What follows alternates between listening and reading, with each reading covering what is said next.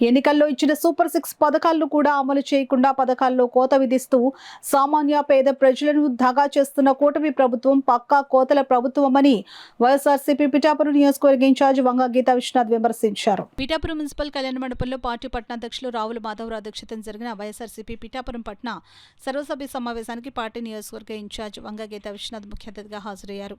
ముందుగా ఇటీవల నూతనంగా నియమించిన సభ్యులను, అనుబంధ విభాగాల సభ్యులను వంగ గీతా విశ్వనాథ్ అభినందించారు. అనంతరం ఈ సమావేశాన్ని ఉద్దేశించి పలువురు సూచనలు, సలహాలు అందించారు. ఈ సందర్భంగా వంగ గీతా విశ్వనాథ్ మాట్లాడుతూ 2029లో జగన్మోహన్ రెడ్డిని ముఖ్యమంత్రిగా చేసుకునేందుకు కార్యకర్తలంతా సమష్టిగా కృషి చేయాలని, పిఠాపురం నియోజకవర్గంలో మళ్లీ వైఎస్ఆర్సీపీ జెండా ఎగరవేయడం ఖాయమని ఆమె అన్నారు. అనంతరం వైఎస్ఆర్ కాంగ్రెస్ పార్టీ పిఠాపురం పట్టణాధ్యక్షులు రావుల మాధవరావు చేతుల మీదుగా వంగ గీతా విశ్వనాథ్ను ఘనంగా సత్కరించారు.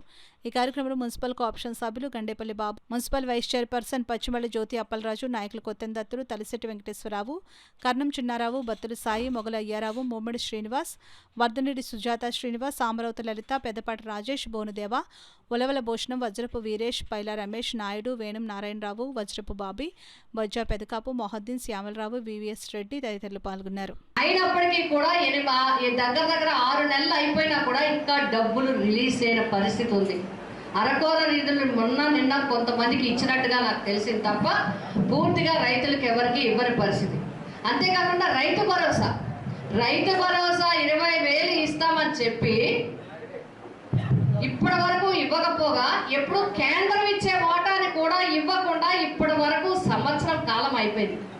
అంటే ఈ సంవత్సర కాలంలో జగన్ గారు ఇచ్చిన పథకాలు, అది అప్పుడు అమ్మఒడి కావచ్చు, విద్యా దీవెన కావచ్చు, వసతి దీవెన కావచ్చు, ఇంటి కార్యక్రమం కావచ్చు, ఇళ్ళ పట్టా కావచ్చు, ఇళ్ళ స్థలం కావచ్చు, నేతన్న నేస్తం కావచ్చు, రైతు భరోసా కావచ్చు, లా నేస్తం కావచ్చు, టైలర్స్కి కావచ్చు, అన్ని కులాలు మతాలకి కూడా ఎవరు పేదవాళ్ళు ఉన్నారో ప్రతి ఒక్కరికి పథకాలు ఇచ్చారు. మహిళలకి ముఖ్యంగా వాళ్ళు తీర్చాల్సిన బాకీ కూడా తీర్చారు.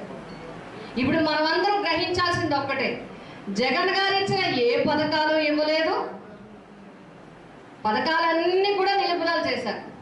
రెండోది, పోని వాళ్ళు ఇచ్చిన సూపర్ 6లో ఏమైనా అమలు చేశారంటే ఒక్క పెన్షన్ తప్ప, అది కూడా దగ్గర 5 లక్షల మందికి కోత విధించి ఇచ్చారు. అంటే పెన్షన్ ఇచ్చారు.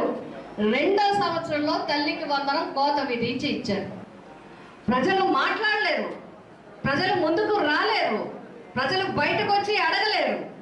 వాళ్ళ తరపున నిలబడుతుంది వైఎస్ఆర్సీపీ పార్టీ అని చెప్పి రాష్ట్ర వ్యాప్తంగా 175 నియోజకవర్గాల్లో ఉన్న వేలాది విలేజ్లు కానీ, అదేవిధంగా వార్డుల్లో కానీ ఈ సమావేశాలు ఏర్పాటు చేసి, అధికారం ఉన్నా లేకపోయినా, అధికారం ఉన్నప్పుడు కూడా భారతదేశం మొత్తం మీద కులం మతం చూడకుండా, పార్టీ చూడకుండా అగ్రవర్ణాల్లో ఉండే పేదవాళ్ళకి కూడా పథకాలు ఇచ్చింది ఒకే ఒక్క వ్యక్తి, జగన్మోహన్ రెడ్డి గారు ఈ భారతదేశం మొత్తం మీద. అలా ఇచ్చాం కాబట్టి ఈరోజు మనం ధైర్యంగా ముందుకు వెళ్ళగలుగుతున్నాం.